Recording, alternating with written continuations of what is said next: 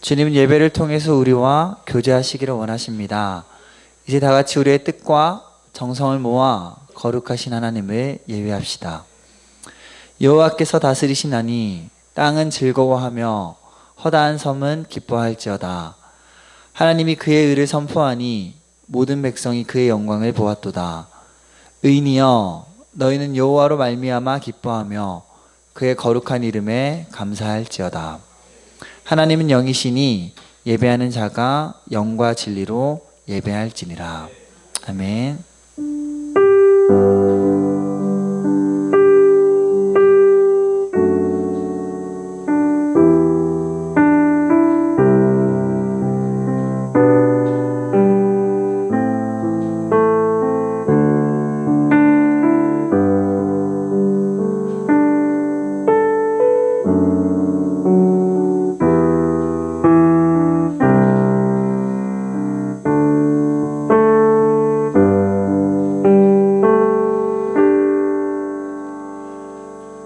다 같이 사도신경으로 우리의 신앙을 고백하시겠습니다.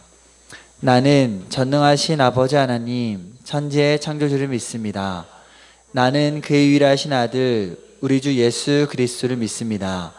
그는 성령으로 잉태되어 동정녀 마리아에게서 나시고 본디오 빌라도에게 고난을 받아 십자가에 못 박혀 죽으시고 장사된 지 사흘 만에 죽은 자 가운데서 다시 살아나셨으며 하늘에 오르시어 전능하신 아버지 하나님 우편에 앉아 계시다가 거기로부터 살아있는 자와 죽은 자를 심판하러 오십니다. 나는 성령을 믿으며 거룩한 공교회와 성도의 교제와 죄를 용서받는 것과 몸의 부활과 영생을 믿습니다. 아멘. 이 시간 한 주간의 삶을 돌아보며 주님과 나만이 아는 죄를 가지고 주님께 참회의 기도를 드립시다. 그래야 할 때 주님께서 우리 가운데 용서의 은혜를 베푸실 것입니다. 함께 기도하겠습니다.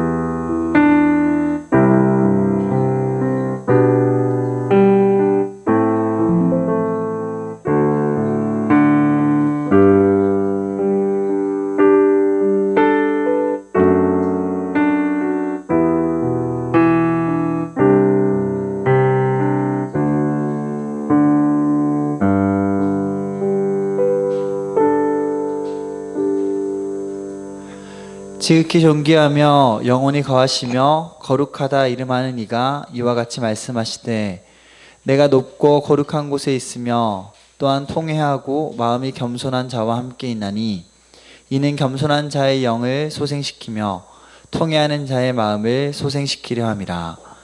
그러므로 이제 그리스도 예수 안에 있는 자에게는 결코 정죄함이 없느니라. 아멘. 오늘도 예배 가운데 오신 여러분들을 주님의 이름으로 사랑하고 또 축복합니다. 네, 또 이렇게 해보긴 제 사역 인생이 처음인데요. 네, 또 상황이 상인 만큼 모든 상황 가운데서 하나님을 찬양하는 저희가 되었으면 좋겠습니다. 함께 찬양하시겠습니다.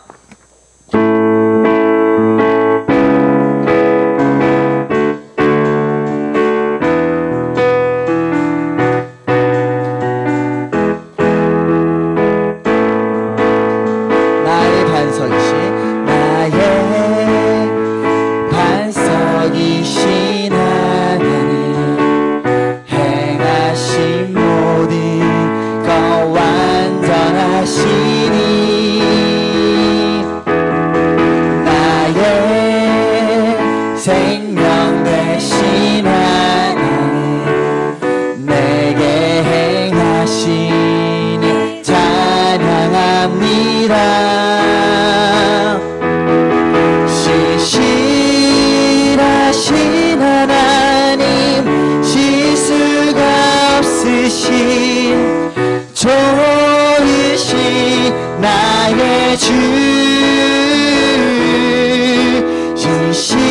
신실하신 하나님 실수가 없으신 좋으신 나의 다시 한번 나의 반석이신 나의 반석이신 하나님 행하신 모든 것 완전하시니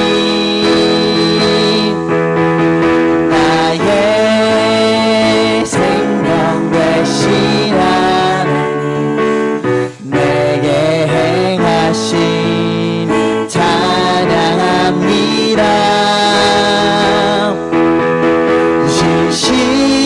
신실하신 하나님 실수가 없으신 좋으신 나의 주 신실하신 하나님 실수가 없으신 좋으신 나의 우리 한 번 더 신실하신 하나님 신실하신 하나님 실수가 없으신 좋으신 나의 주 신실하신 하나님 실수가 없으신 좋으신 나의 주 찬양하세 찬양하세 찬양하세 그 소리 높여 찬양 드리세 찬양하세 찬양하세 찬양하세 소리 높여 찬양 드리세 찬양받기에 합당하신 주님 언제나 동일하신 주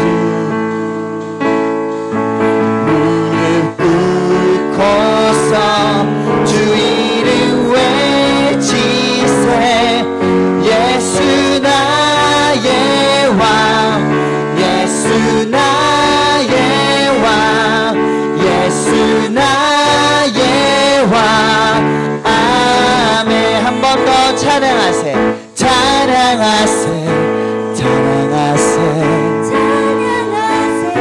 찬양하세 함께 소리 높여 찬양 드리세 찬양하세 찬양하세 함께 소리 높여 찬양 드리세 찬양 받기에 합당하신 주님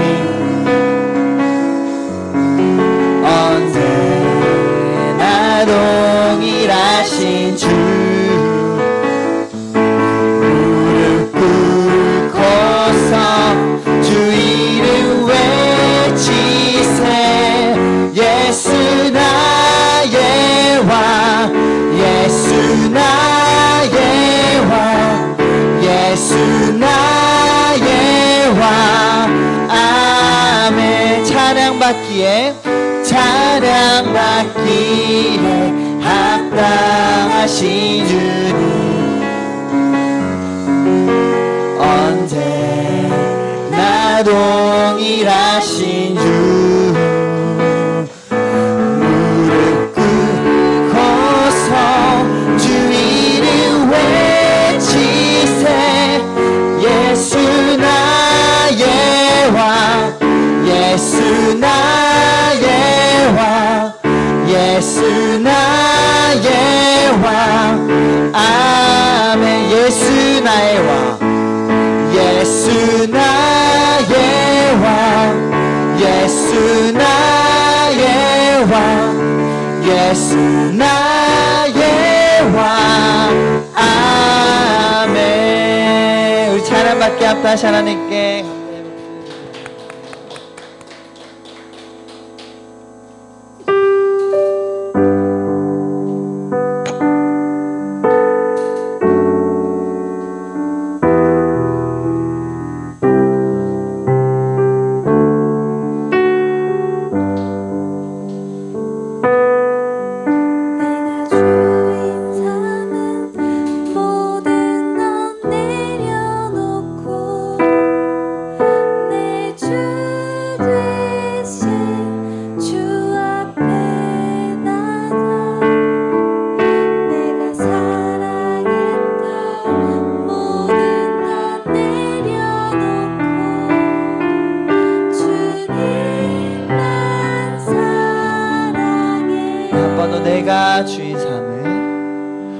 내가 주인 삼은 모든 건 내려놓고 내 주 대신 주 앞에 나가 내가 사랑했던 모든 건 내려놓고 주님만 우리 한 번 더 고백할까요? 내가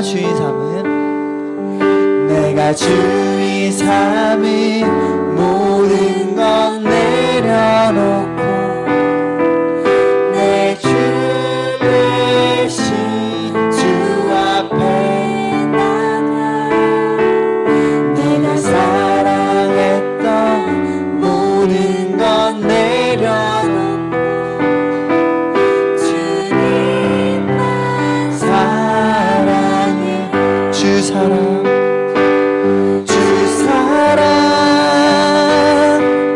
거친 풍랑에도 깊은 바다처럼 나를 잠잠케 해. 주 사랑 내 영혼의 반석 그 사랑 위에 서리. 한 번 더 내가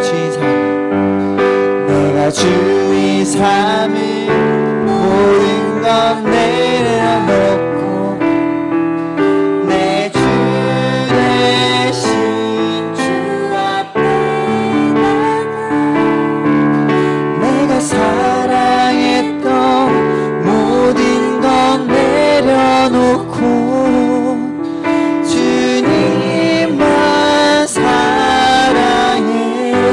주 사랑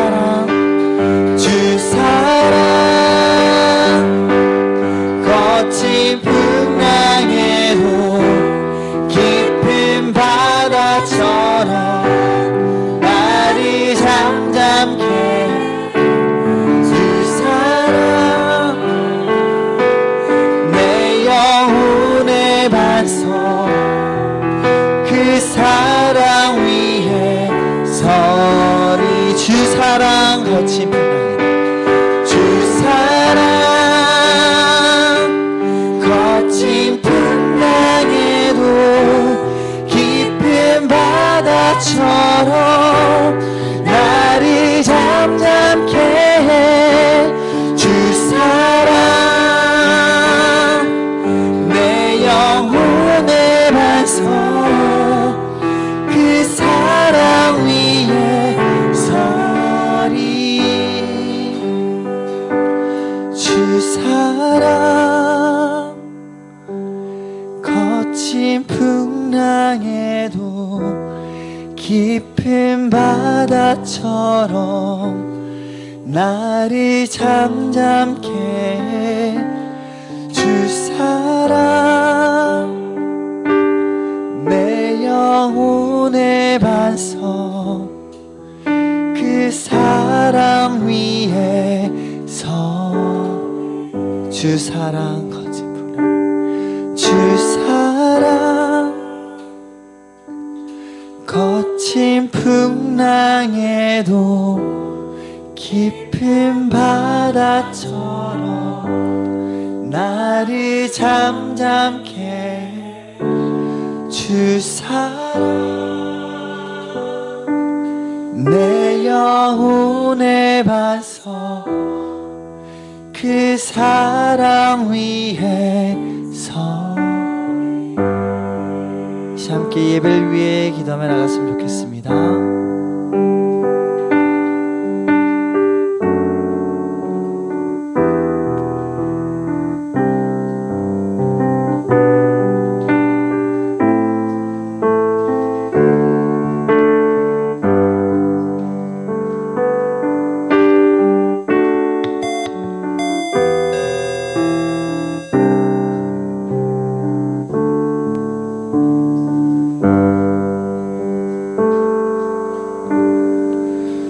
사람이 감당할 시험 밖에는 너희가 당한 것이 없나니 오직 하나님은 미쁘사 너희가 감당하지 못할 시험 당함을 허락하지 아니하시고 시험 당할 즈음에 또한 피할 길을 내사 너희로 등이 감당하게 하시니라.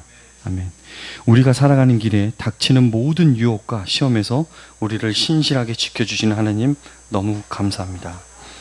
천지의 창조주 하나님, 계속되는 폭염과 무더위 속에서 저희들을 지켜주시고 은혜의 자리로 이끌어주심을 감사합니다. 하나님, 마음속에서 알게 모르게 지은 많은 죄들이 있습니다.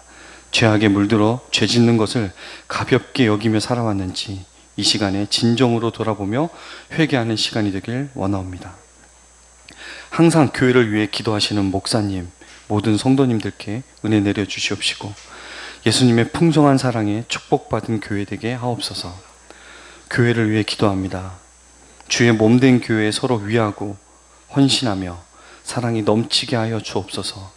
맡은 자들에게 구할 것은 충성이라고 하셨사오니 각각 직분대로 하나님의 은혜 가운데 선한 청지기 같이 서로 섬기며 나의 생각 내려놓고 순종하며 섬기게 하옵소서. 담임 목사님을 위해 기도합니다. 코로나 확진으로 힘든 시간을 보내고 계신 목사님 가정, 주께서 치료하시사 빨리 완쾌되도록 인도하여 주시옵소서. 또한 코로나 환우들이 다시 많아지고 있습니다. 오직 주님의 말씀만 붙잡고 날마다 부활하는 삶을 살게 하옵소서. 인간의 힘으로 고칠 수 없는 병을 앓고 있는 환우들을 기억하사 그들에게 치유의 능력을 베풀어 주시옵시고 사람의 능력으로 고칠 수 없사오나 하나님은 모든 것을 가능케 하오니 연약한 자들에게 긍휼의 손을 베푸사 회복되게 하옵소서. 말씀 듣는 이 시간 전도사님 축복의 말씀 선포하실 때 성령의 능력을 더하여 주시사 그 입술에 권세를 덧입혀 주시오 살아계신 주님의 말씀을 온전히 듣게 하시고 주님의 말씀을 믿고 따를 수 있는 순종의 마음과 용기도 허락하여 주시옵소서. 간절함으로 기도하되 주님의 인도해 줄 것을 믿고 하나님의 때를 기다릴 줄 아는 지혜로운 믿음의 성도가 되길 원하옵니다. 새로운 한 주간 살아갈 때에도 겨자씨 같은 보잘것없어 보이는 우리의 작은 믿음일지라도 믿음으로 심었을 때 풍성한 열매 맺는 축복의 한 주 되길 우리를 구원하신 예수님의 거룩하신 이름으로 기도드립니다. 아멘.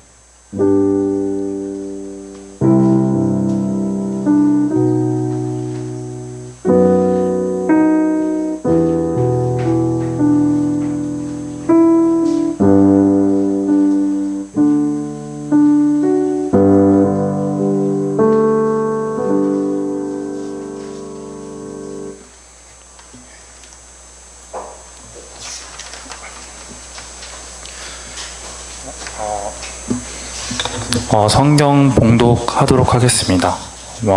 오늘 본문 말씀은 요한복음 4장 1에서 28절 말씀입니다.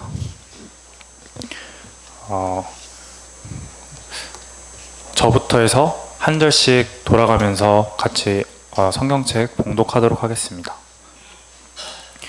예수께서 제자를 삼고 세례를 베푸시는 것이 요한보다 많다 하는 말을 바리새인들이 들은 줄을 주께서 아신지라.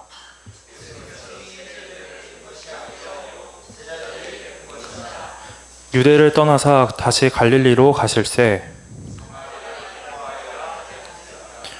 사마리아에 있는 수가라 하는 동네에 이르시니 야곱이 그 아들 요셉에게 준 땅이 가깝고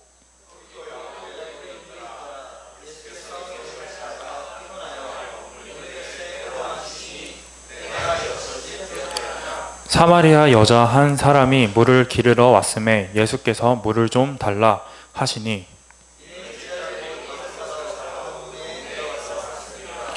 사마리아 여자가 이르되 당신은 유대인으로서 어찌하여 사마리아 여자인 나에게 물을 달라 하나이까 하니 이는 유대인이 사마리아인과 상종하지 아니함이러라.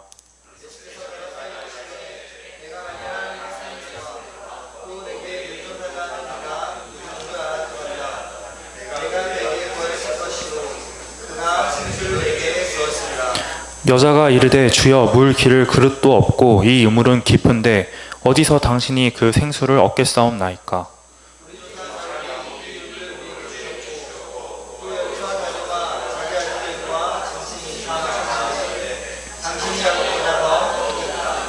예수께서 대답하여 이르시되 이 물을 마시는 자마다 다시 목마르려니와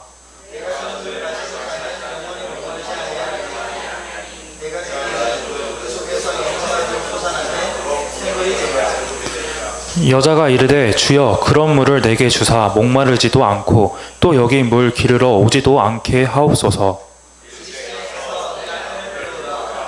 여자가 대답하여 이르되 나는 남편이 없나이다. 예수께서 이르시되 네가 남편이 없다 하는 말이 옳도다.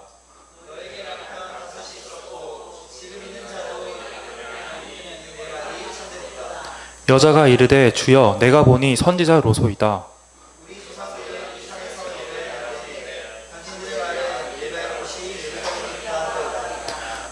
예수께서 이르시되 여자여 내 말을 믿으라. 이 산에서도 말고 예루살렘에서도 말고 너희가 아버지께 예배할 때가 이르리라.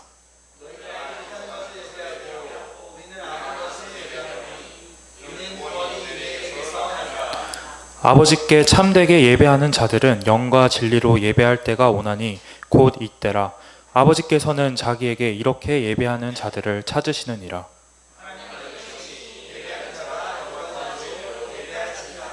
여자가 이르되 메시아 곧 그리스도라 하는 이가 오실 줄을 내가 아노니 그가 오시면 모든 것을 우리에게 알려주시리이다. 이때에 제자들이 돌아와서 예수께서 여자와 말씀하시는 것을 이상히 여겼으나 무엇을 구하시나이까 어찌하여 그와 말씀하시나이까 묻는 자가 없더라.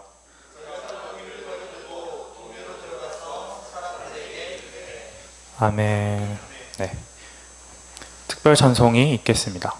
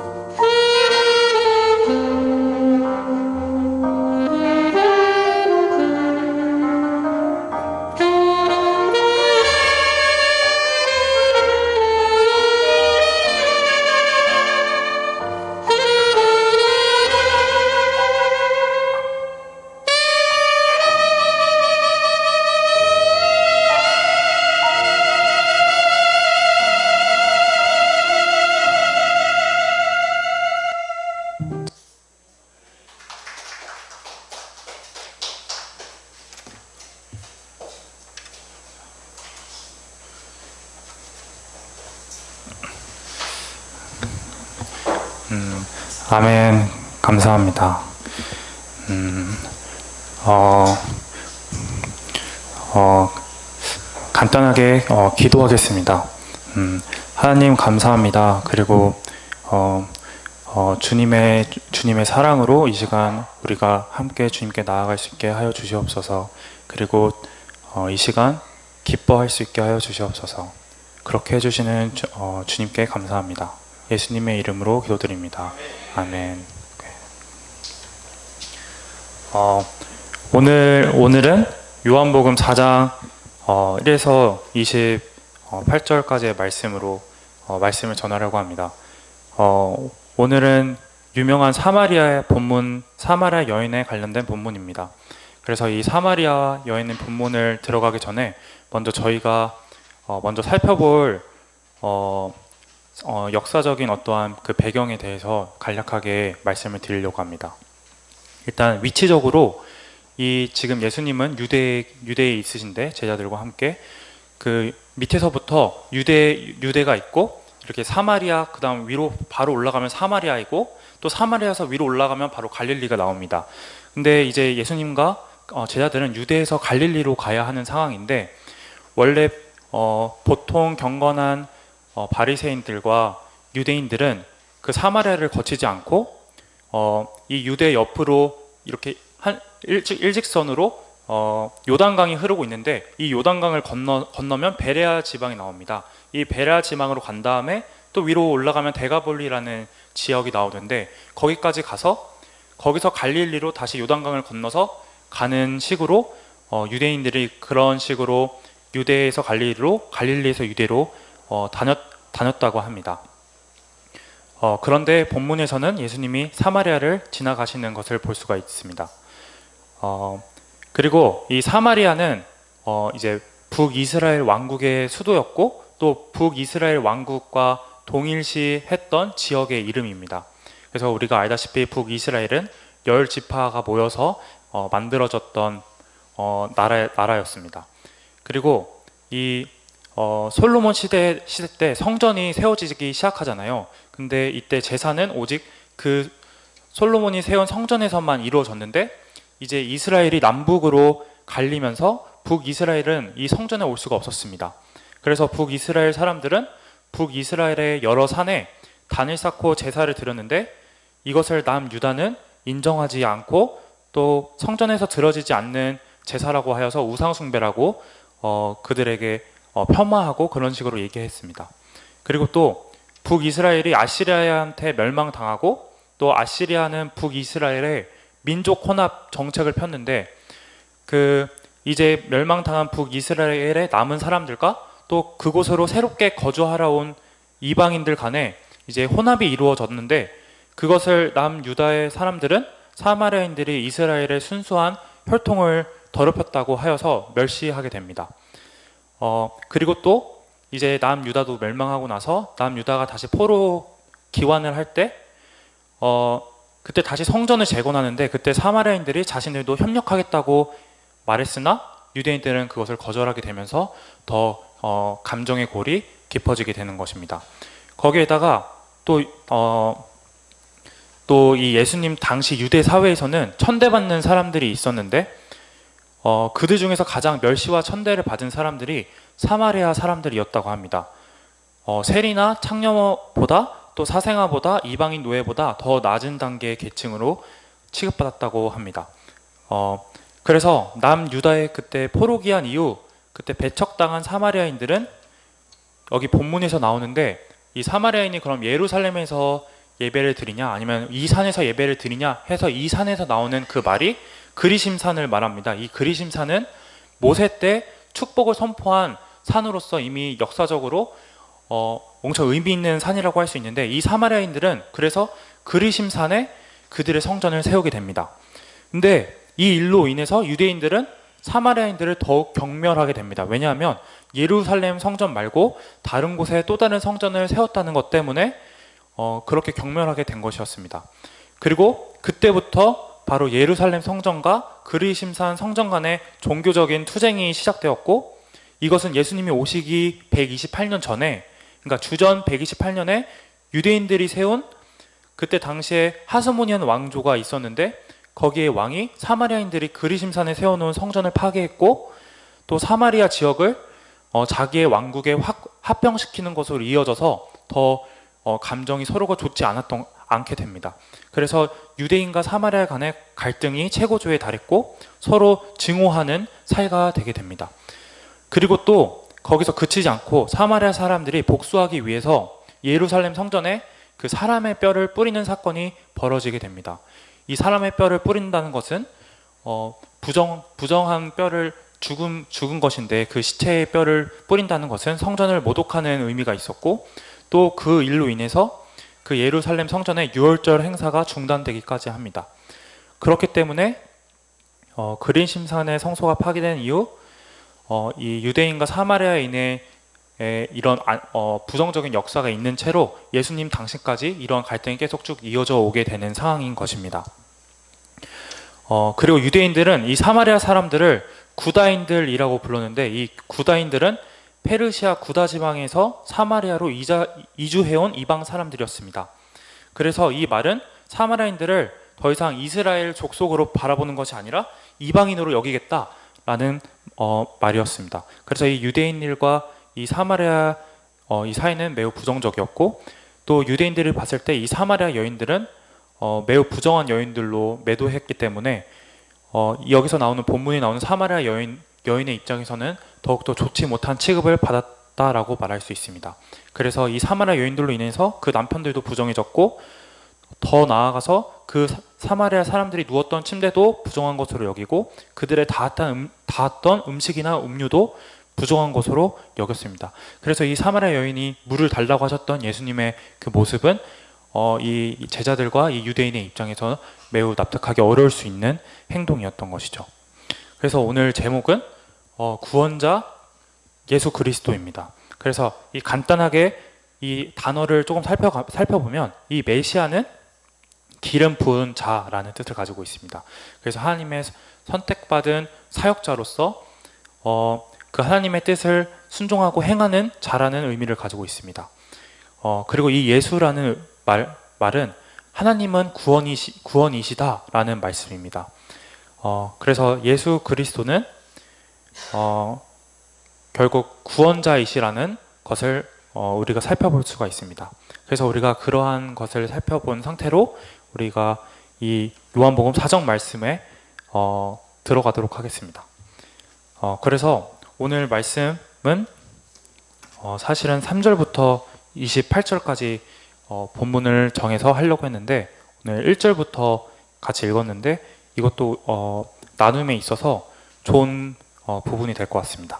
그래서 3절부터 우리가 살펴보면 여러분들은 이 성경을 살펴보면 될 것 같습니다. 제가 몇 절 말씀을 얘기를 할 때 그 절을 계속 보면서 제가 말씀하는 것을 들으면서 같이 함께 보면 될 것 같습니다. 그래서 3절을 살펴보면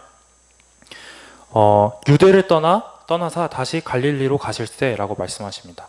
그래서 예수님은 고향 유대를 떠나 이방의 갈릴리로 가시는 것을 지금 볼 수가 있습니다.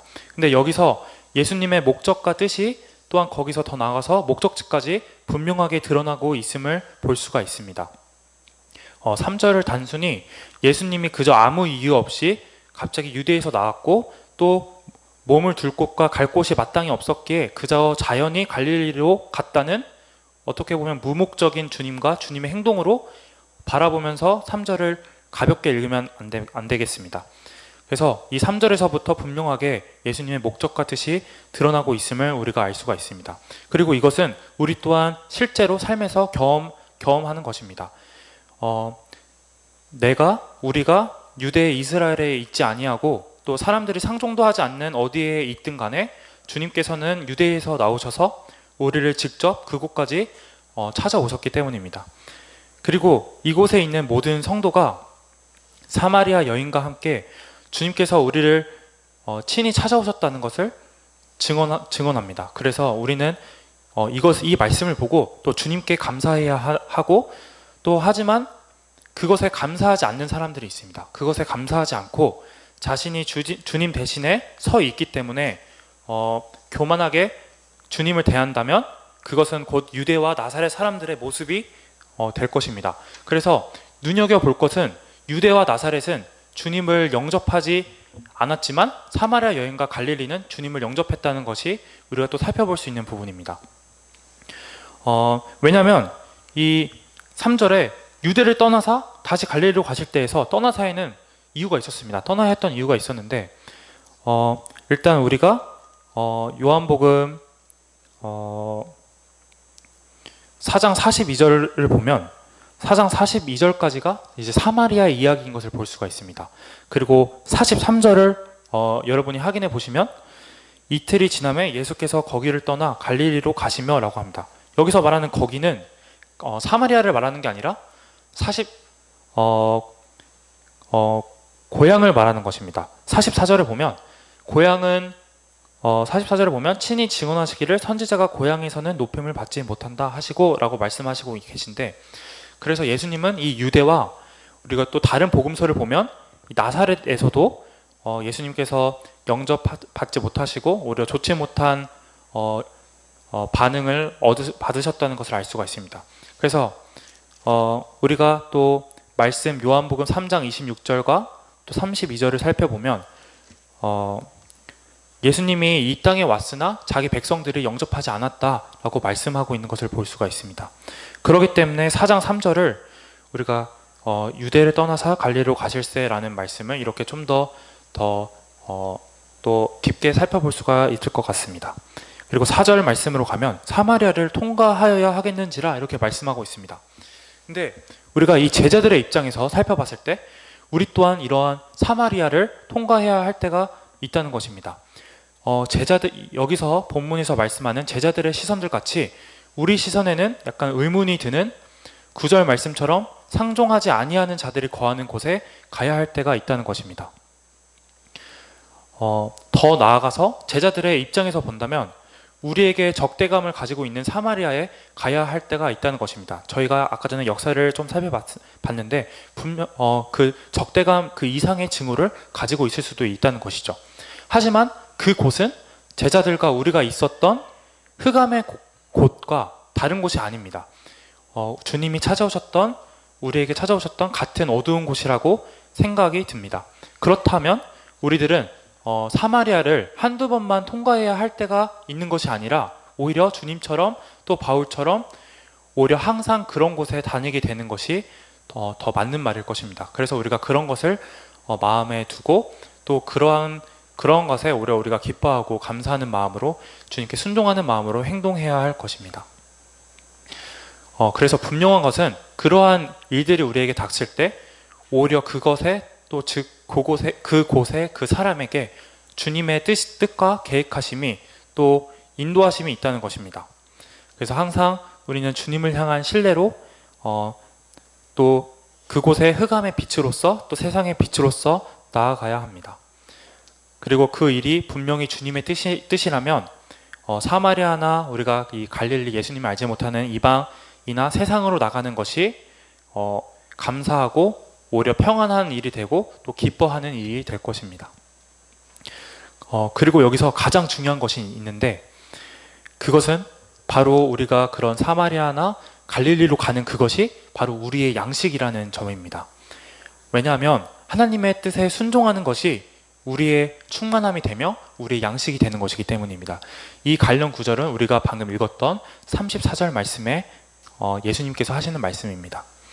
그래서 오히려 우리가 아무것도 할 줄 모르는 죄인이라면 그런 죄인에게는 오히려 주님께 순종하는 이 모든 일이 그저 감사하고 또 찬송하고 기뻐할 일이 되는 것입니다. 그렇다면 주님의 그 분명한 목적과 뜻은 무엇일까 하고 우리가 한번 생각해 본다면 그것은 무엇일까요? 바로 그것은 구원입니다. 그리고 바로 영생입니다. 하나님은 태초전부터 알고 계셨던 그의 자녀들을 구원하기 위하여 찾아가십니다. 그거는 오늘도 마찬가지십니다. 그래서 제자들을 하나하나 부르셨던 것처럼 우리를 부르시고 또 예수님이 또 사마리아인과 또 우리가 주님을 모를 때조차 주님께서는 우리와 함께하고 계셨습니다. 우리를 생각하고 계셨고 그것은 사마리아 본문을 통해서도 알 수가 있습니다. 사마리아 여인은 예수님을 몰랐지만 예수님은 그녀를 알고 또 그녀를 직접 찾아오시기 때문입니다. 그래서 6절을 보면 6절 말씀에 거기 또 야곱의 우물이 있더라. 예수께서 길 가시다가 피곤하여 우물 곁에 그대로 앉으시니 때가 6시쯤 되었더라 라고 말씀하고 있습니다.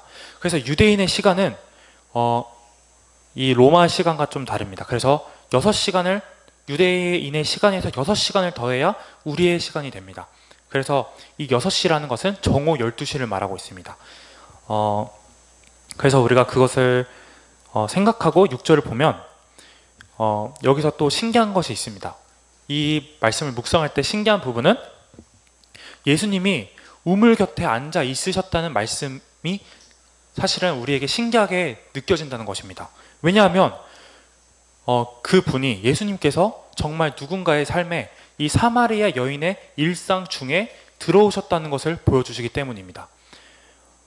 그래서 과연 누가 그것을 쉽게 생각할 수 있을까 생각해보면 아무도 그것을 쉽게 생각할 수가 없을 것입니다. 제가 뒤에 예시로 그것을 설명하겠습니다. 그래서 예를 들면 내가 갈급함을 채우기 위해 이 지혜라는 물을 마시러 학원에 갔는데, 또 회사를 갔는데, 또 식당에 갔는데 예수님이 그곳에 계신 것이 이 사건과 같은 것입니다. 그래서 거기서 예수님이 우리에게 말씀하시는 것입니다. 그것도 덥고 바쁘고 짜증나는 점심 12시의 말입니다. 그래서 학원에 가는 내게 갑자기 예수님이 지혜 좀 달라 라고 저한테 말씀하시고, 또 회사 가는 우리에게 나한테 부유함을 좀 알려달라 이렇게 말씀하시는 겁니다. 그리고 식당에 가는데 예수님이 떡을 좀 달라 이렇게 말씀하시는 것입니다. 그래서 우리는 이것을 봐야 합니다. 진정한 지혜, 진정한 부유함, 진정한 떡, 진정한 물이 무엇인지 우리는 생각해 볼 수가 있습니다. 그래서 이것을 생각해 보고 다시 6절을 보면 이렇게 대비가 되는 것을 볼 수가 있습니다. 우물 곁에 앉은 예수님을 참된 우물이라고 봤을 때 우물가에는 지금 우물이 2개가 있는 것입니다. 우리는 지금 이를 선택해야 합니다. 주님이 이제 그녀가 알았으면 하고 이 참된 물을 선택하시기를 원해서 주님이 직접 이 사마리아까지 오셔서 사마리아 여인을 대면하고 말씀하고 계십니다. 그래서 이 진정한 물, 그리스도를 알려주시기 위하여 말입니다. 그래서 세상의 우물에서 우리의 목을 축여서 갈급함을 해결할 것인가, 아니면 주님께 나아가서 갈급함을 해결할 것인가. 그래서 우리가 주님 안에 있다면 우리는 목마를 일이 없습니다. 그래서 우리는 당연히 바로 주님께 나가야 하는 것이죠.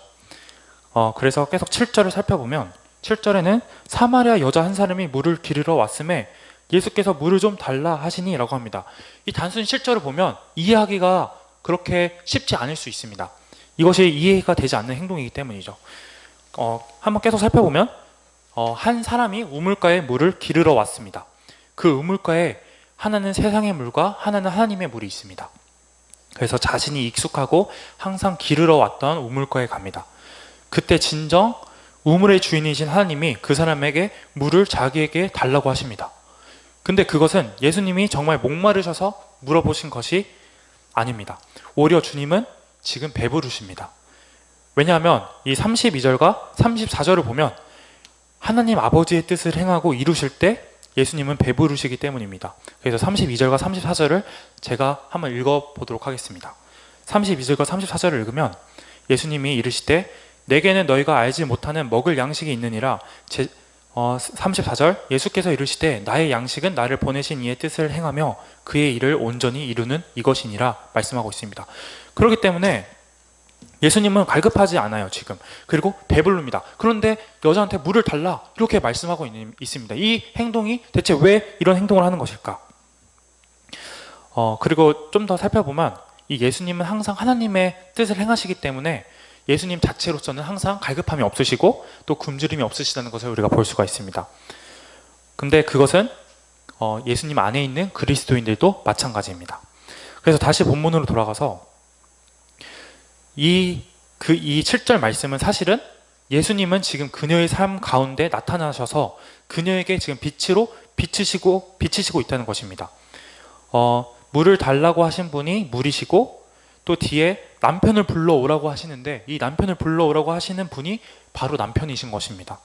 그래서 주님은 그녀로 또 우리로 내게 물을 달라라고 말씀하심으로 우리에게 알게 하시려고 하시는 것이라는 것이죠. 너에게 진짜 물이 없고 너에게 진짜 양식이 없고 너에게 진짜 남편이 없다는 것을 깨닫게 해주시는 것입니다. 주님께서는 그걸 누구보다 잘 아시고 있기 때문에 지금 계속 이 본문 말씀을 통해서 쭉 설명하고 있음을 우리가 그 밑에 구절들로 살펴볼 수가 있습니다. 그래서 우리가 구절을 한번 살펴보도록 하겠습니다. 구절을 보면 사마리아 여자가 이르되 당신은 유대인으로서 어찌하여 사마리아 여자인 나에게 물을 달라 하나이까 하니 이는 유대인이 사마리아인과 상종하지 아니함이러라 라고 하고 있습니다. 근데 이 구절에서 유대인은 사마리아인과 상종하지 않는다고 하는데 반대로 이것은 사마리아인도 마찬가지입니다. 사마리아인도 유대인을 좋아하지 않고 상종하지 않습니다. 더군다나 예수님은 랍비이고 랍비는 선생님이죠. 이 선생님이라고 불리시는 분이시고 거기에다가 남자이십니다. 그리고 사마리아인은 여인이죠. 그런데 대체 왜 예수님은 그녀에게 말을 건 것일까 한번 우리가 생각해 봤으면 합니다. 아까 전에 말했던 것처럼 목말라서 예수님의 그 육체적 갈급함 때문에 사마리아인에게 물을 달라고 하시진 않으셨을 거라고 저희가 얘기를 했죠. 그러면 이것을 한번 우리 입장과 삶으로 가지고 오면 좀 더 이해가 될 수가 있습니다. 하나님이 나에게 갑자기 돈, 물질을 달라고 하신다면, 그리고 갑자기 하나님이 내게 열심을 달라고 하신다면, 또 최소한 여인처럼 내가 물을 푼 그 열심의 일부를 달라고 하신다면, 사마리아 여인에게 물을 좀 달라고 했잖아요. 그리고 또 내 감정을 달라 하시고 또 내게 지혜를 구하신다면, 이 지혜이신 하나님이 우리에게 그렇게 하신다면 대체 왜 그런 것일까 한번 생각해 볼 필요가 있다는 것이죠. 하나님께 물질이 없어서 하나님이 열심히 없으셔가지고 나에게 열심을 구하시는 건가? 하나님의 사랑이 부족해서 그것을 채우기 위해서 내게 나의 감정을 달라고 하시는 것일까? 또 하나님의 지혜가 없으셔서 내게 물어보신 것일까? 라고 생각해 본다면 오히려 반대라는 것이죠. 그것이 아니라는 것입니다. 내가 바라보고 있고 붙들고 있는 이 물이 아니라 하나님의 물, 그리고 내 사랑이 아니라 하나님의 사랑을 지금 주님은 말씀하고 계신 것이라는 겁니다. 그 요한복음 1장 9에서 12절이 사실은 이 4장 9절에 이 지급의 상황을 말씀하고 있다고 할 수가 있습니다. 그래서 이 요한복음 1장 9절에서 12절 말씀을 제가 읽도록 하겠습니다. 참 빛, 곧 세상에 와서 각 사람에게 비추는 빛이 있었나니 그가 세상에 계셨으며 세상은 그로 말미암아 지은 바 되었으되 세상이 그를 알지 못하였고 자기 땅에 오매 자기 백성이 영접하지 아니하였으나 영접하는 자 곧 그 이름을 믿는 자들에게는 하나님의 자녀가 되는 권세를 주셨으니 라고 말씀합니다. 이 요한복음 4장 9절이 딱 그러한 상황이라고 할 수가 있습니다. 그래서 우리가 이 본문 4장 9절에 주님을 한번 보겠습니다. 지금 주님이 와서 주님이 그녀에게 지금 비추시고 있습니다. 그리고 주님이 그녀에게 오셔서 오히려 예수님이 그녀를 영접해 주시고 있는 상황입니다. 따라서 지금이 이 여인과 또 그리스도인의 입장에서 이 영접하는 자, 곧 그 이름을 믿는 자에게는 하나님의 자녀가 되는 권세를 주심을 받을 수 있는 그 상황이라는 것입니다. 그래서 9절 본문에 사마리아 여인이 근데 이 상황에서 뭐라고 말하죠? 어찌하여 사마리아 여자인 나에게 물을 달라 하나이까? 이 내가 증오하는 유대인이 왜 나한테 와서 이렇게 나에게 물을 달라 하냐? 또 뭐라고 말하죠? 즉, 왜 나와 상관합니까? 이렇게 말합니다. 그 유대인은 사마리아인과 상관하지 않는데, 상종하지 않는데라는 말이 나오잖아요. 그러니까 이 말은 왜 나와 당신이 상관합니까? 이렇게 오히려 사마리아 여인이 예수님께 말하는 거죠. 이 말에서 우리가 느껴야 될 것은 저는 이 구절에서 주님의 엄청 크신 사랑을 느꼈습니다. 요한복음 3장 16절에 나오죠. 그 요한복음 3장 16절에 이렇게 얘기가 나옵니다. 하나님이 세상을 이처럼 사랑하사 독생자를 주셨으니 이는 그를 믿는 자마다 멸망하지 않고 영생을 얻게 하려 하심이라. 그래서 이 3장 16절에 말하는 하나님이 세상을 사랑했는데 이처럼 사랑하사가 저는 떠올랐습니다. 이 여자를 살게 하고 또 이 여자에게 생명을 알려주고 깨닫게 하고 또 주께서 이 수고로운 수고를 하는 것이 주님께 어떤 유익도 없는데 주님은 지금 그것을 하고 있다는 것이죠. 이처럼 사랑하시기 때문에 그래서 이 구절에서 우리가 나눌 수 있는 것은 하나님이 이 사마리아 여인을 또 우리를 너무나 사랑했다라는 것입니다.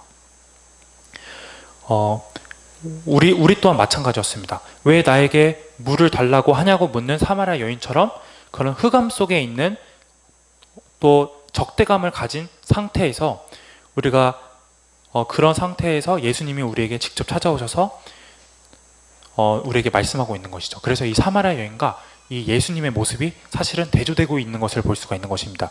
이 9절의 말씀에서요. 그리고 10절 말씀으로 가면 예수께서 대답하여 이르시되 네가 만일 하나님의 선물과 또 네게 물 좀 달라 하는 이가 누구인 줄 알았더라면 네가 그에게 구하였을 것이요 그가 생수를 또 네게 주었으리라 라고 말씀합니다. 그래서 10절 말씀 보면 여기서 말씀하고 계신 하나님의 선물은 무엇일까요? 우리가 아까 3장 16절을 봤잖아요. 이 3장 16절에서 말씀하신 것처럼 하나님의 선물은 예수님이신 것이죠. 독생자를 주셨으니 예수님입니다. 그리고 그 예수님은 하나님 자신이십니다. 그래서 이 예수님 안에는 믿음이 있고 은혜가 있고 또 성령도 있고 우리가 그 3장 16절에 본 것처럼 구원이 있고 또 영생이 있는 것이죠. 이것이 다 우리에게 주시는 선물입니다. 그래서 이 본문에서 말씀하시는 선물이 그것이라는 것을 우리가 알 수가 있습니다. 그렇다면 이 본문의 10절에 나오는 하나님의 선물도 예수님이고 결국에는 예수님이고 또 후자에 나오는 것도 예수님인데 이 후자를 좀 살펴보면 그 후자의 그는 진정한 물의 또 진정한 우물의 주인이라는 것을 우리가 살펴볼 수가 있는 것이죠. 이 물과 우물은 우리를 갈급함에서 구원해 줍니다. 그리고 우리의 생명도 물을 필요로 합니다. 근데 이 육체도 그러한데 이 영은 어떻게 더 필요하겠죠. 그래서 이 예수님이 우리에게 물을 주려고 하시는 것은 당연히 우리에게 너무나 필요한 것임을 우리가 알 수가 있습니다.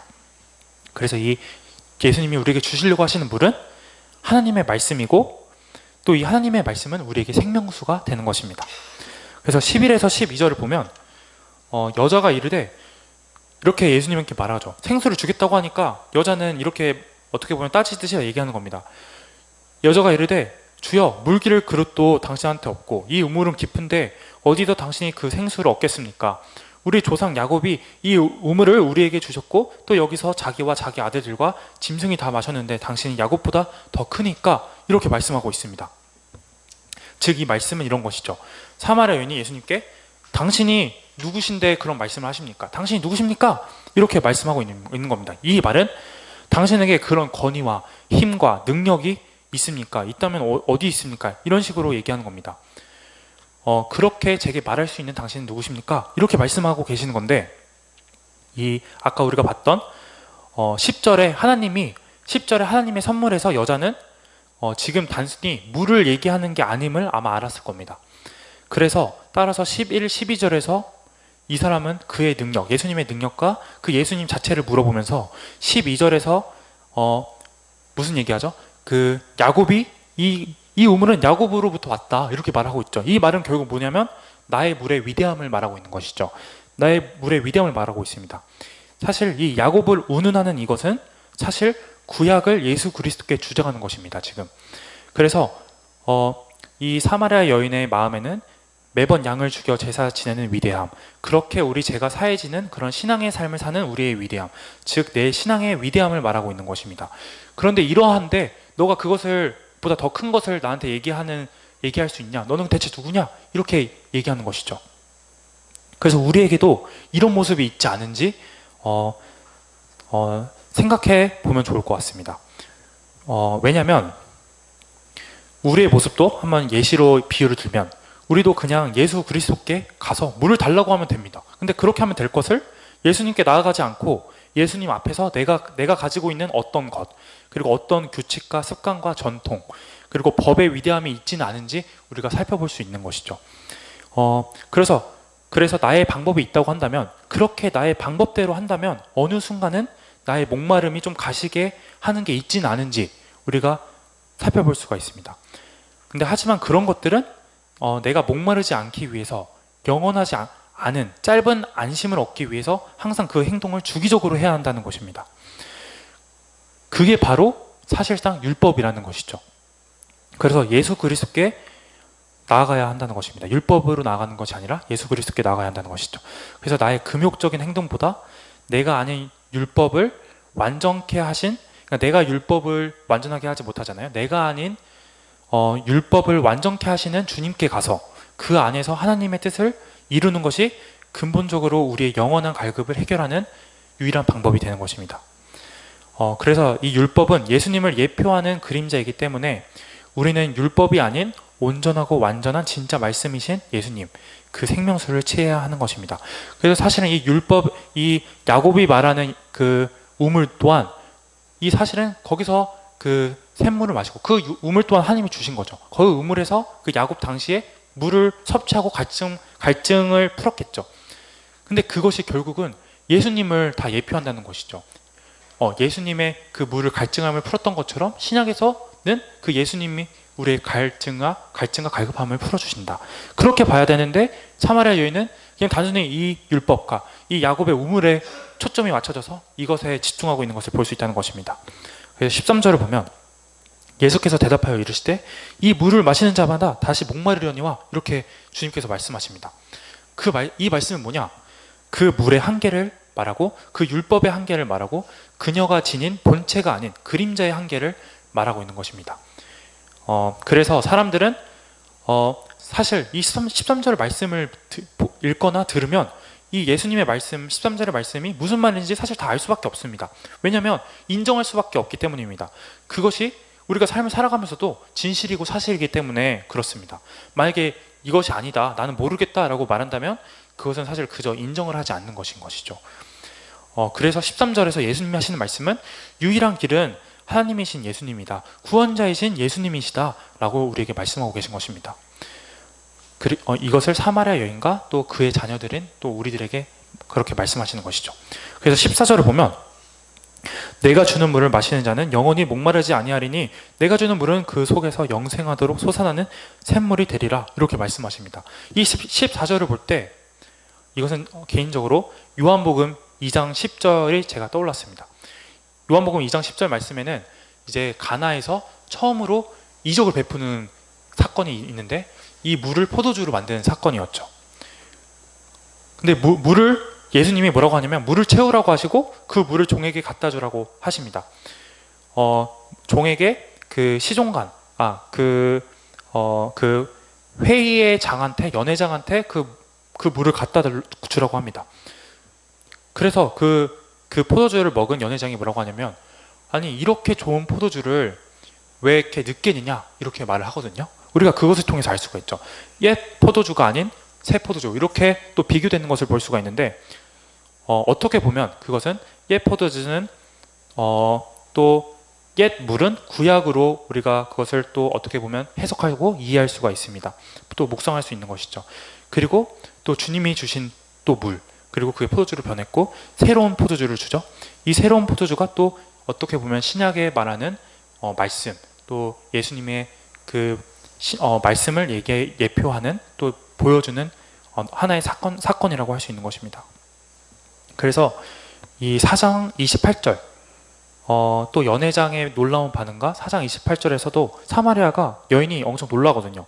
여자가 물동이를 버려두고 동네로 들어가서 사람들에게 이르되 예수님에 대해서 이르는 것이거든요. 그래서 이러한 반응과 또 우리의 모든 그리스도인이 그 주님의 물에 또 그 새 포도주에 그 반응하는 것처럼 이렇게 반응할 수밖에 없게 되는 것입니다. 그래서 다시 14절 본문으로 돌아가서 여기서 말하는 물이 무엇일까요? 내가 주는 물을 마시면 그 속에서 영생하도록 솟아나는 샘물이 된다고 하고 계시거든요. 바로 이 물은 성령님을 말씀하시는 것입니다. 이것을 성령님이라고 말할 수 있는 것은 7장 38절에서 39절에서 그렇게 말씀하고 계시기 때문입니다. 제가 그것을 봉독해드리면 나를 믿는 자는 성경의 이름과 같이 그 배에서 생수의 강이 흘러나오리라 하시니 이는 그를 믿는 자들이 받을 성령을 가리켜 말씀하신 것이라 이렇게 말하고 있습니다. 그렇기 때문에 이 14절 말씀의 물은 성령님을 말씀하시는 것이죠. 그런데 이 성령님에서 끝이 아닙니다. 또 여기서 이 물은 성령님을 나타내지만 또 성령님만이 아니라 말씀이기도 한다는 것입니다. 이것은 예수님 또한 의미합니다. 왜냐하면 성령님은 항상 예수님을 하나님의 말씀을 말씀하시기 때문입니다. 예수님의 말씀에서 벗어나질 않습니다. 그것을 제가 요한복음 16장 13절에서 14절에서 말씀하고 있거든요. 그것을 제가 읽어드리면 그러나 진리의 성령이 오시면 그가 너희를 모든 진리 가운데로 인도하시리니 그가 스스로 말하지 않고 오직 들은 것을 말하며 장래의 일을 너희에게 알리시리라. 오직 들은 것을 말한다고 합니다. 스스로 말하지 않는다고 합니다. 그리고 그 다음 절에 그가 내 영광을 나타내리니 내 것을 가지고 너희에게 알리시겠음이라 라고 말하고 있습니다. 이 말씀은 예수님이 하고 계신 거거든요. 그렇기 때문에 그가 내 영광을 나타내고 내 것을 가지고 말하겠다라는 말은 성령은 예수님의 말씀을 가지고 말씀하신다라는 것입니다. 그렇기 때문에 이 말씀과 성령을 하나로 볼 때 왜 이 14절의 말씀이 성령이기도 하면서 예수님이기도 하신 것을 우리가 이해할 수가 있는 것입니다. 예수님 안에 있을 때만 성령님이 역사하시고 우리에게 그 일을 행하시기 때문에 이 말하는 생수의 강은 성령님과 말씀이라고 할 수 있죠. 왜냐하면 성령님이 역사하시면 계속 말씀을 얘기하시기 때문에 결국 이 두 개는 함께 갈 수밖에 없는 것입니다.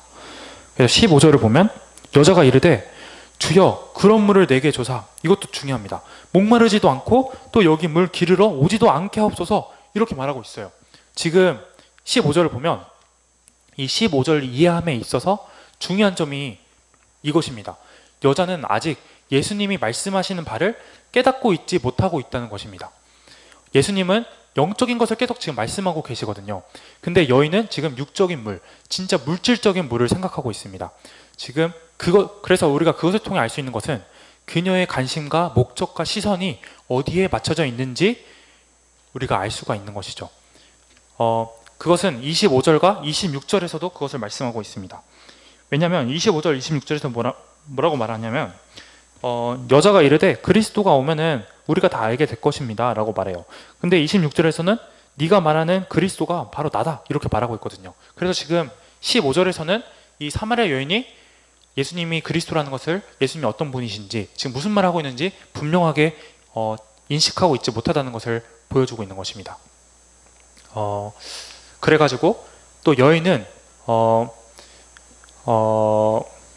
15절을 보면 사실은 이걸 한번 봅시다. 15절을 보면 여자가 이르되 주여 그런 물을 내게 주사 목마르지도 않고 또 여기 물 기르러 오지도 않게 하옵소서라고 합니다.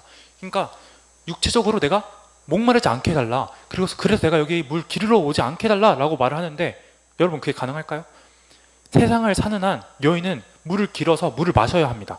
여인은 예수님께서 14절에 말씀하신 물을, 14절의 영적인 그 생수의 강, 그거를 15절에서 실제로 물을 안 마셔도 되는 육적인 물로서 지금 바라보고 있다는 것이죠. 지금 시각이 얼마나 다른지 지금 그게 보여져야 합니다. 이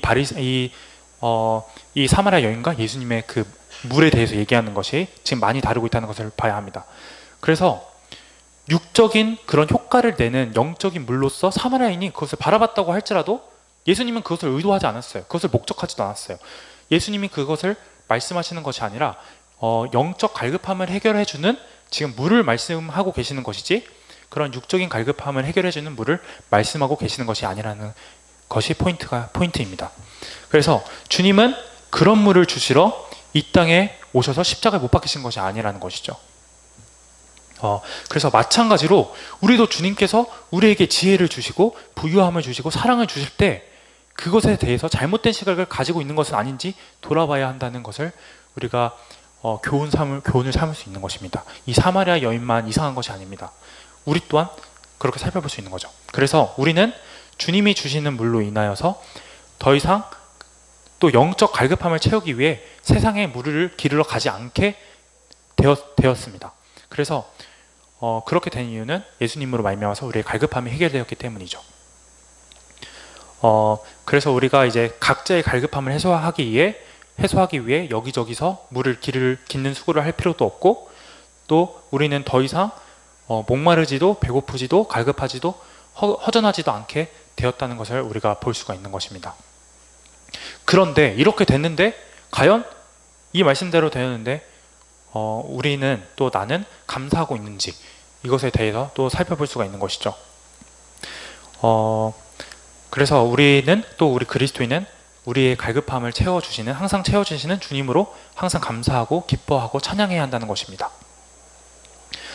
그렇지 않다면 한번 자신을 점검하고 또 무엇에 자신이 갈급해 하는지 자신의 시선을 돌아보면 좋을 것입니다. 이 말씀에서 사마리아 여인이 무엇을 갈급하고 있었는지를 살펴볼 수 있는 것처럼 우리 또한 그것을 살펴볼 수가 있는 것이죠. 또 우리가 이 구절을 이렇게 생각해 볼 수가 있습니다. 이 당시의 신앙인들은 이 당시 신앙인들의 갈급함을 해결해 주었던 물, 그것은 율법이었거든요. 율법적인 예배. 근데 이제 그 율법적인 예배를 더 우물에서 깃지 않아도 된 사건이라고 말할 수가 있겠습니다. 그래서 그렇게 생각해 보면 이 본문의 주님이 이 하늘에서 이 땅에 그들에게 오심으로써 또 그들에게 주님의 물을 주심으로써 이 당시 신앙인들에게 갈급함을 해결해 주지 못했던 그 율법과 그 예배를 이 사마리아 여인을 포함해서 이스라엘 백성들에게 완전하게 또 분명하게 예배라는 것을 보여주고 계시는 것이죠. 이 뒤에도 예배에 관련해서 구절이 나오는데 그것을 분명하게 우리에게 보여주고 있다는 것을 볼 수가 있습니다. 그래서 이 말씀은 이제 우리가 또 그들이 주님을 영접함으로써 또 하나님을 알게 되면서 더 이상 물 기르러 오는 율법의 수고를 하지 않게 되었다라는 것을 또 우리가 살펴볼 수가 있습니다. 그래서 우리가 16절을 보면 이르시되 가서 네 남편을 불러오라 이렇게 말을 합니다. 왜 이렇게 말씀하셨을까요? 물만 얘기해도 충분하실 텐데 왜 남편을 얘기하셨을까 생각을 해보면 아까 전에 15절을 봤을 때 여자가 이해를 잘 못했다고 제가 말씀드렸잖아요. 그래서 16절에 예수님이 또 새롭게 말하고 있는 겁니다. 주님이 15절의 여인의 대답을 그것을 이어가지 않으시고 새로운 설명으로 같은 말씀을 꺼내주시는 것입니다. 남편을 불러오라. 우리는 전에 말씀드려서 예수님의 우물과 물, 또 여인의 우물과 물을 대비해서 보았습니다. 여기서도 마찬가지로 예수님이 말씀하시는 남편과 여인의 남편이 대비가 됩니다. 예수님이 물으셨던 것처럼 예수님이 물이셨던 것처럼 예수님이 우리의 남편 되시기 때문입니다. 그래서 예수님의 물이 여인의 물이 되어서 그녀의 갈급함을 해결해 주었던 것처럼 또 우리가 살펴볼 수가 있겠죠.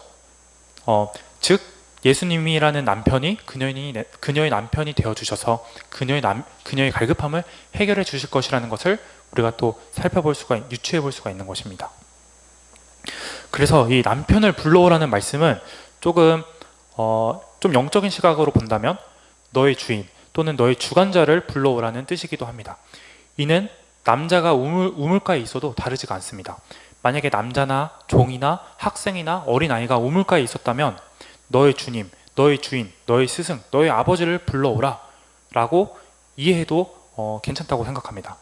그래서 즉 물을 달라, 남편을 불러오라는 예수님의 말씀은 사실은 결국 26절처럼 내가 그라 라는 것을 그녀에게 말씀하시는 것이라는 것이죠. 10절에서도 이렇게 말을 합니다.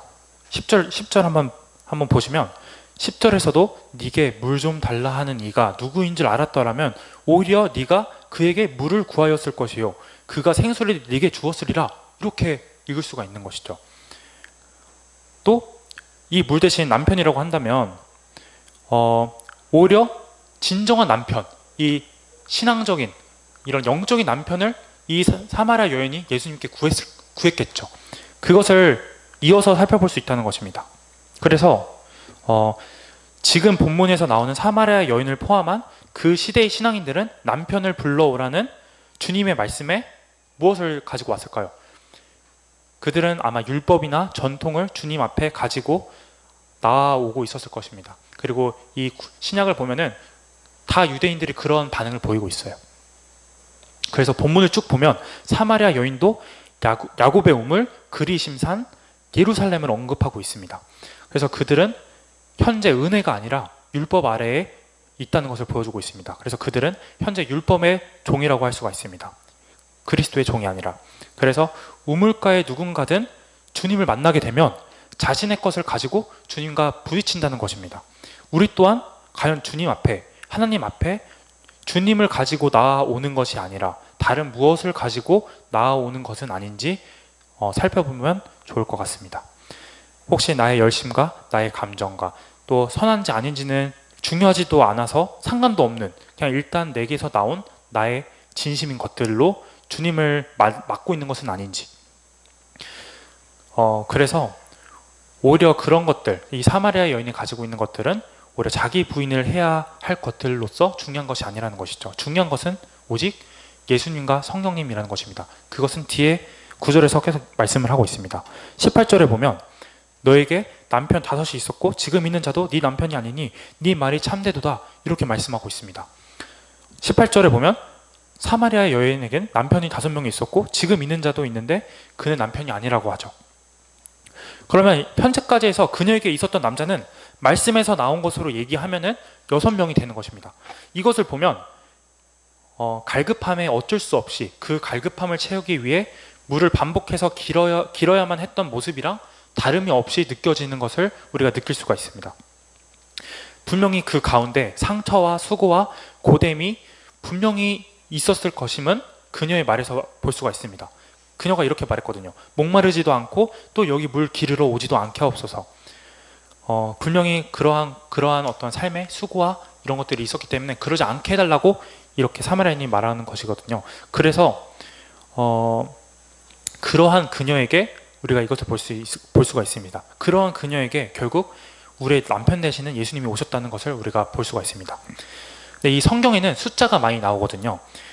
숫자로 치면 6이라는 숫자는 인간의 숫자, 또 미완의 숫자를 주로 말합니다. 그리고 7은 완전수를 말합니다. 이 7이 완전수이기 때문에 6이 7이 되지 않았기 때문에 또 미완의 숫자를 또 표시하는 거라고 또 우리가 볼 수가 있을 것 같습니다. 또 3은 하늘의 숫자라고 말합니다. 삼위일체 때문에 그런 것인지 모르겠지만 이 3이 하늘의 숫자라고 보통 얘기를 하고, 또 이 4라는 숫자는 동서남북 이 네 방향이 있잖아요. 그래서 4라는 숫자를 땅의 숫자라고도 말을 합니다. 그래서 이 하늘의 숫자 3과 땅의 숫자를 4를 더하면 7이 되는데 그래서 이 7을 또 완전수라고 부르기도 하거든요. 근데 이 사마리아 사람들은 또 모세의 오경만을 성경으로 인정했다고 합니다. 모세의 오경만을 인정했기 때문에 모세의 오경이 창세기, 출애굽기, 레위기, 민수기, 신명기가 있죠. 모세가 썼다고 해서 모세 오경이라고 부르는데, 그래서 어떤 해석자는 이 사마리아인이 많은 남편 5명을 모세 오경으로 얘기하기도 합니다. 그리고 지금 있는 자, 이 남편이 아닌 지금 있는 자는 성경 정도 급은 아니기 때문에 그냥 율법으로 보는 해석하는 사람도 있다고 합니다. 그래서 결론적으로 제가 얘기하고 싶은 것은 무엇이냐면, 이 불완전한 그녀와 또 그녀의 삶에 주님께서 임하심으로 이 미완성인 여자가 이 구원자 그리스도로 인해 완전해질 것을 우리가 또 볼 수 있고 유추해 볼 수 있다는 것이죠. 그렇게 될 것을 우리가 알 수 있다는 것이죠. 그래서 우리는 이 구절을 통해서 이스라엘 백성에게 또 교회에게 남편 되시는 하나님이 필요하신 것처럼 우리 그리스도인에게도 이 남편 되시는 예수님이 필요하고, 또 우리가 그로 인해서 온전해지고 완전해질 수 있다는 것을 우리가 또 볼 수가 있습니다. 그럼 20절을 보면 20절 말씀에는 이렇게 말씀하고 있습니다. 우리 조상들은 이 산에서 예배하였는데 당신들의 말은 예배할 곳이 예루살렘에 있다 하더이다, 이렇게 말해요. 그럼 이 20절에 예배할 곳은 어디일까요? 이 예배할 곳에 대해서 지금 얘기하고 있는 것이거든요. 바로 예배할 곳은 예수님 아닙니다. 예수님 안에만 있다면 그 모든 곳이 예배할 곳이 되는 것이죠. 그런 의미에서 또 예수님은 성전이라고 말할 수가 있는 것입니다. 요한복음 3장에서도 예수님이 성전 청소할 때 말씀하시죠. 예수님은 자신을 가리켜서 성전이라고 하셨다라고. 그래서 이 예수님이 성전이라는 것인데, 또 아까 전에 제가 말했던 것처럼 예수님이랑 성령님 함께 간다고 했던 것처럼, 또 이 자연히 예수님이란 성전 안에는 또 같은 말로 이 하나님의 말씀 안에는 성령님이 언제나 항상 있다는 겁니다. 이 하나님의 말씀에 성령님이 없다라고 말하면 이거는 모순이 되는 거잖아요. 그런 것처럼 예수님 안에는 항상 성령님이 계신 겁니다. 그래서 우리가 그런 예수님 안에 거할 때 당연히 우리는 성령님과 함께 거하게 되는 것입니다. 그래서 또 우리가 살펴볼 수 있는 것은 우리가 주님 안에 있을 때 우리 자체가 또 성령 하나님의 성전이라는 것을 또 우리가 알 수 있는 것이죠. 21절을 보면 예수께서 이르시되 여자여 내 말을 믿으라. 이 산에서도 말고 예루살렘에서도 말고 너희가 아버지께 예배할 때가 이르리라, 이렇게 말합니다. 그래서 이 예배할 때는 그럼 언제일까요? 21절에서는 예배할 때를 얘기하고 있거든요. 이 예배할 때는 이제 예수 그리스도의 속죄하심으로 인해서 우리의 죄가 사해지고 부활하신 예수님 안에 우리가 거할 때 그때를 말하는 것입니다. 예수님을 믿음으로 성령님으로 우리가 불의 세례 내가 죽고 성령으로 거듭남을 받으면 하나님을 아버지라 부르며 예수님 안에서 우리가 아버지께 예배할 수 있게 되는 것입니다. 왜냐하면 이 21절에서 보면 또 뒤에 보면은 아버지께 참되게 예배하는 자들이라고 하거든요. 이 아버지라고 얘기하려면 우리가 예수님 안에 있어야만 합니다. 예수님의 아버지이시기 때문에 우리가 예수님 안에 있을 때 우리가 그 아들의 영을 받는다고 하거든요. 그렇기 때문에 우리가 한 구절만 살펴보면 제가 읽어드리도록 하겠습니다. 갈라디아 4장 6절 말씀인데요. 갈라디아 4장 6절 말씀을 제가 읽어드리면 너희가 아들임으로 하나님이 그 아들의 영을 우리 마음 가운데 보내사 아빠 아버지라 부르게 하셨느니라. 그래서 이 아들의 영을 받아야지 우리가 하나님께 아버지라고 부르실 수 있게 되는 거고, 또 우리가 이 성령이 없으면은 우리가 진정한 예배를 드릴 수가 없기 때문에 이때는 성령님 안에 우리가 거할 때 예수님이 우리 성령님을 보내주셔서 우리 성령님과 함께 할 때를 말하는 것입니다. 그래서 22절은 이렇게 말하고 있습니다. 너희는 알지 못하는 것을 예배하고 우리는 아는 것을 예배하노니 이는 구원이 유대인에게서 남이라. 이것도 한번 한 절 한 절 볼 때 한번 이게 어떤 뜻인지 해석을 해야 됩니다. 이게 이해가 안 되면 해석 묵상을 해봐야 되는 것이죠. 그렇다면은 22절에서 말하는 알지 못하는 것이 무엇일까요? 너희는 알지 못하는 것을 예배하는데 우리는 아는 것을 예배한다. 그래서 이 알지 못하는 것과 아는 것은 같은 것을 말하는 것일 텐데 이것은 무엇일까? 그래서 우리는 무엇을 예배하는가라는 것을 질문할 수 있겠죠. 당연히 22절의 예배의 대상, 당연히 하나님이시겠죠. 하나님이시고 그 하나님은 누가 알죠? 그 하나님은 독생하신 하나님을 아신다고 요한복음에 나오거든요. 그렇기 때문에 예수님이 말하는 거예요. 우리는 아는 것을 예배한다. 왜냐하면 예수님은 하나님을 아시거든요. 그렇기 때문에 이렇게 말씀하시는 겁니다. 사실은 그래서 예수님만이 예배가 가능한 것입니다. 하지만 우리들도 그리스도인들도 예수님 안에 있다면 예배가 가능하게 되는 것입니다.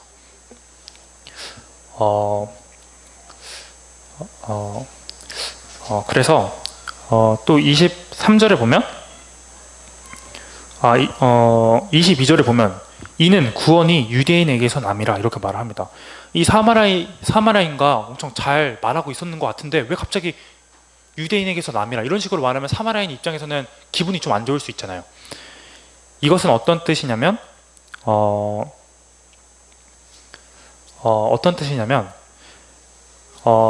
구원이 유대인에게서 남이라는 것의 의미는 구원이 누구한테 나왔죠? 구원은 예수님에게서 났죠. 그렇기 때문에 유대인에게서 남이라는 예수님에게서 남이라 이런 얘기입니다. 구원은 예수님한테서 났는데 그 예수님은 유다 지파인 유대인으로 베들레헴에서 태어났기 때문입니다. 그래서 이것을 부정적으로 우리가 느낄 필요도 없는 것입니다. 이미 구약에서부터 예언되었던 것이기 때문에 이 유대인을 엄청 긍정적으로 생각해서 그 얘기를 하는 것이 아니라 이 예수님이 그렇게 예언대로 유대인에서 나왔기 때문에 이렇게 말씀하시는 것을 우리가 볼 수가 있는 것이죠. 그래서 23절을 보면 아버지께 참되게 예배하는 자들은 영과 진리로 예배할 때가 오나니 곧 이때라. 아버지께서는 자기에게 이렇게 예배하는 자들을 찾으시느니라 라고 말씀합니다. 그래서 참되게 예배하는 자들은 22절로 말하면 예배하는 게 무엇인지 아는 것을, 내가 예배하는 그 대상이 무엇인지 아는 그들을 얘기하는 것이죠. 그들은 어떻게 예배할까요? 여기서 얘기하고 있죠. 영과 진리로 예배한다고. 그래서 아까 전에 말했던 것처럼 이 영과 진리가 있어야지 하나님을 알 수 있고 하나님을 예배할 수가 있는 것입니다. 아까 전에 독생하신 하나님을 안다고 했잖아요. 즉 독생하신 하나님, 그 예수님이 진리를 말하고 또 성령님이 영을 말하는 겁니다. 그래서 이 성령님과 예수님이 있어야지만 우리가 예배를 드릴 수가 참된 예배를 드릴 수가 있게 되는 것입니다. 그리고 또 요한복음에서도 이 진리와 은혜가, 이 진리가 예수님으로 말미암아 왔다고 성경은 말하고 있기 때문에 또 그것이 또 보충으로 근거해주는 말씀이 됩니다. 그래서 만약에 예배에 말씀이 없고 또 말씀이 없기 때문에 성령도 없는 그런 교회들은 교회가 아닌 것이죠. 반대로 말씀이 있고 성령이 있으면 그 사람은 교회가 되고 또 그리스도인이라고 우리가 부를 수 있는 것입니다. 그리고 23절에서도 이렇게 말하죠. 이렇게 예배하는 곧 이때라. 예배할 때가 오나니 곧 이때라 이렇게 말하는데, 이 이때는 아까 전에 말했던 것처럼 주님이 승천 이후에 주님께서 성령님을 우리에게 보내주셔서 성령으로 거듭날 때를 말하는 것입니다. 그래서 아까 전에 말했던 것처럼 그때가 그 이유인 것을 아까 말했었고, 또 24절에서 하나님은 영이시니 예배하는 자가 영과 진리로 예배할지니라 이렇게 말씀하고 있습니다. 그래서 이런 영이신 하나님을 예배하는데 과연 무엇이 필요할까요? 영이신 하나님을 예배하는데 과연 이 장소와 물질과 사람과 시간이 당연히 중요한 것이 아닌 것이죠. 그래서 오직 중요한 것은 바로 성령과 진리만이 중요한 것임을 우리가 더 분명하게 여길 필요가 있을 것 같습니다. 그래서 25절을 보면 여자가 이르되 메시아 곧 그리스도라 하는 이가 오실 줄을 내가 아노니 그가 오시면 모든 것을 우리에게 알려주시리이다 이렇게 말해요.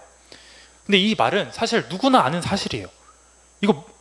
누구나 아는 사실이에요. 하나님이 오시면 우리에게 모든 것을 알려주실 것입니다. 하나님을 믿는다고 하는 자들, 성경을 읽는다고 하는 자들은 25절의 사마리아 여인처럼 다 알고 있는 사실인 것이죠. 근데 하지만 여기서 신기한 부분이 있습니다. 신기한 것은 정작 앞에 계신 주님을 보지 않고 듣지 않고 있다는 것이죠. 그래서 이것을 좀 더 정확하게 제가 말하면, 예수님을 직접 만난다고, 그러니까 바리새인들처럼 직접 만난다고, 또 본다고 듣는다고 예수님을 다 알게 되는 건 아니라는 것이죠. 우리 또한 그럼 이걸 살펴볼 수 있겠죠. 정작 오늘도 우리 앞에서 또 말씀하고 계시는 주님을 보지 않고 있는 것은 아닌지, 말씀하고 계시는 것을 듣고 있지 않는 것은 아닌지 또 생각해 볼 수 있습니다. 그래서 성경책을 읽는다고 읽는 모든 사람들이 하나님을 다 아는 것은 아닙니다.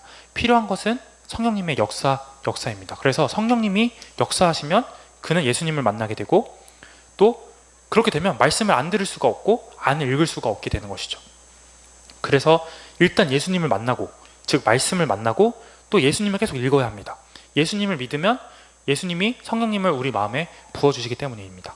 그래서 오늘 사마리아 여자에게 오셔서 내가 주는 물이 그녀에게 필요하다고 말씀하시는 것처럼, 이 물은 은혜와 진리, 말씀, 성령 다 되는 것이죠. 내가 주는 물이 필요하다고 그녀에게 말씀하시는 것처럼 이 말씀이신 예수 그리스도가 오늘날 또 우리에게 또 찾아오셔서 또 필요하다고 우리에게 말씀하시는 거죠. 당신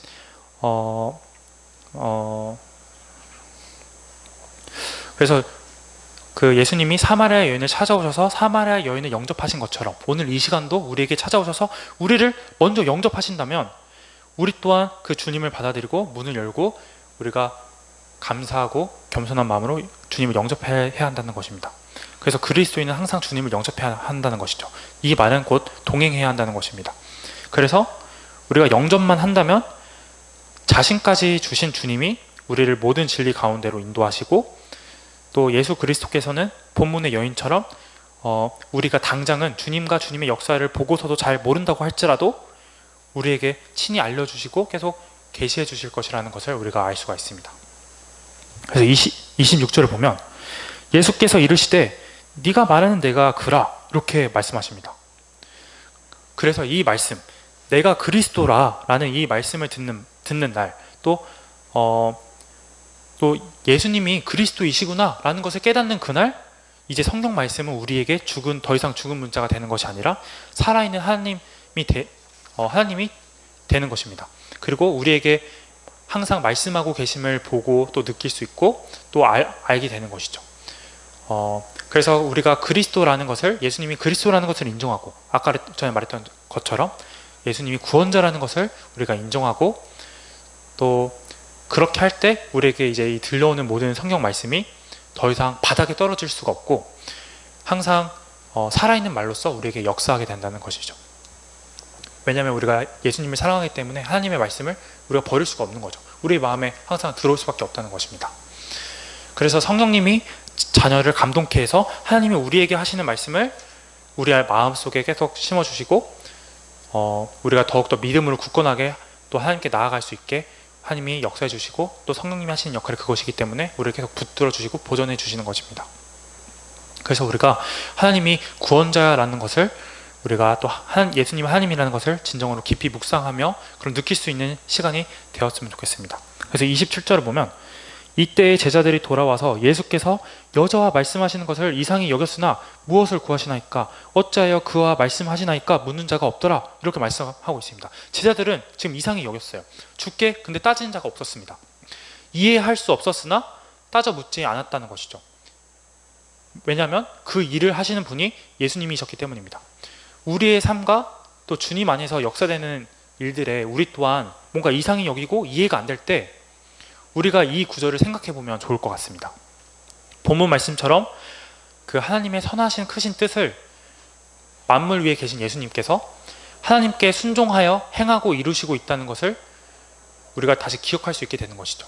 사마리아 여인한테 그렇게 행했던 것처럼 자기 양식으로 인해서 제자들의 시선에서는 이상해 보였던 것이 우리 시대에 우리의 삶에서 우리 하루하루에서도 우리가 이상하게 보이는 것들이 사실은 하나님이 예수님께서 그 일을 역사하고 계시고 있다는 것을 우리가 기억할 수 있기 때문에 이 말씀도 그런 식으로 우리가 좋게 묵상도 할 수 있을 것 같습니다. 그래서 근데 우리는 여기서 제자들은 묻지 않는 것에서 그쳤잖아요. 근데 우리는 거기서 그치는 것이 아니라 오히려 그 주님의 일에 동참해야 한다는 것이죠. 그 방법은 계속 말했던 것처럼 주님 안에 우리가 거함으로 주님과 동행함으로 우리가 주님의 일에 함께 참여하는 것이죠. 우리가 그 양식을 먹는 것을 하는 것입니다. 뒤에 구절 보면 지금 그 밭에 거둬야 될 게 많다. 그 파수꾼이 필요하다. 이렇게 얘기를 하거든요. 그런 것처럼 우리가 이제 주님과 함께 그 일을 함께 하는 것이죠. 그것을 이 사마리아 여인이 보여주고 있어요. 28절을 보면 여자가 물동이를 버려두고 동네로 들어가서 사람들에게 이르되 라고 말하잖아요. 그러니까 전도하고 있는 거거든요. 이것이. 그래서 28절 보면 이 사마리아 여인을 통해서 우리가 이것을 알 수가 있습니다. 우리가 말씀, 즉 예수님을 만나면 자기가 하려던 건 안중에도 없어지는 것을 볼 수가 있다는 것이죠. 그것이 중요하지 않다는 것을 너무나도 잘 알게 되었기 때문입니다. 이 사마리아 여인한테는 이 물동이 기르는 거 매우 중요했어요. 그 사람의 일이에요. 갈급함을 해결하기 위해서, 살기 위해서 해야 됐는데 이 사마리아 여인은 어떻게 했죠? 그냥 물동이를 버려뒀어요. 이게 얼마나 큰 일이라는 것을 알았던, 그러니까 이 예수님의 이것이 얼마나 큰 일인지 알았다는 것이죠. 그래서 제가 얘기하고 싶은 것은 28절의 말씀에서 저는 회복이란 것을 얘기하고 싶습니다. 그저 살기 위해서 물을 깃고 또 남자가 6이 있었고 또 알지 못하는 것을 예배했고, 즉 예수님이 없었던 갈급한 삶이 여인의 삶이었는데 즉 그녀의 삶은 구원이 없었고 또 상처뿐인 삶이었습니다. 그리고 이 상처가 있다는 것 자체는 그 여인의 영육이 또 온전하지 못했다는 것이거든요. 힘들어했고 고통스러워했다는 것입니다. 우리도 예수님 만나기 전에는 그러한 상태였잖아요. 그래서 이 사람들과의 관계도 당연히 온전하지 못했을 것이라는 것이죠. 하지만 예수님의 말씀을 듣고 그녀는 그리스도를 전하러 동네에 들어가고 또 사람들에게 그리스도를 와서 보라, 이는 구원자가 아니냐면서 예수님을 전하고 있습니다. 이것이 가능하다는 것은 자신의 회복이 먼저 있었기 때문이라는 것이죠. 그리고 그 나를 회복시킨 예수님의 사랑은 나를 회복하는 것을 넘어서서 그럼에도 넘치는 그 회복함에 있어서도 이미 충분히 그거에 넘치는 그 사랑, 예수님의 사랑은 나의 관계까지 이어진다는 것이죠. 나의 관계까지, 우리의 관계까지 회복시킨다는 것입니다. 그래서 주님의 사랑은 그리스도인으로 하여금 사랑을 받는 것에서 그치는 것이 아니라 사랑을 전하게 한다는 것입니다. 즉 예수님을 받는 것에 그치는 것이 아니라 예수님을 전하게 된다. 즉 예수님 안에 있으므로 예수님이 하시는 것을 똑같이 하게 된다는 것입니다. 그래서 우리 또한 주님의 사랑으로 구원을 받은 그리스도인으로서 하나님의 사랑을 전하는 또 주님의 빛으로서 살아갔으면 좋겠습니다. 네, 오늘 말씀은 이것으로 마치겠습니다. 함께 봉헌하도록 하겠습니다.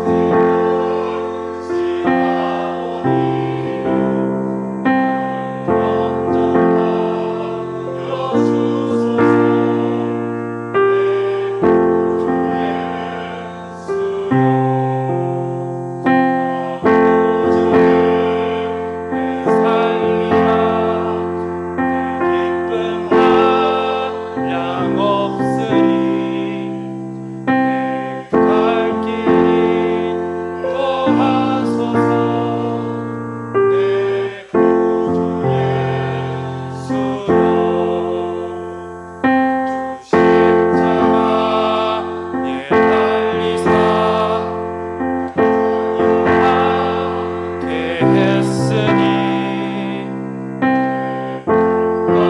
마음을 주 위해 다 쓰게 하소서.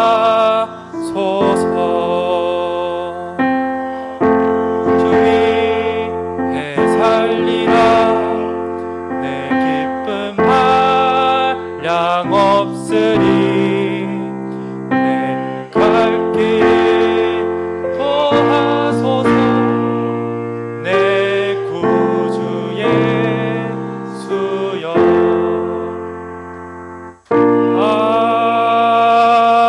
아멘.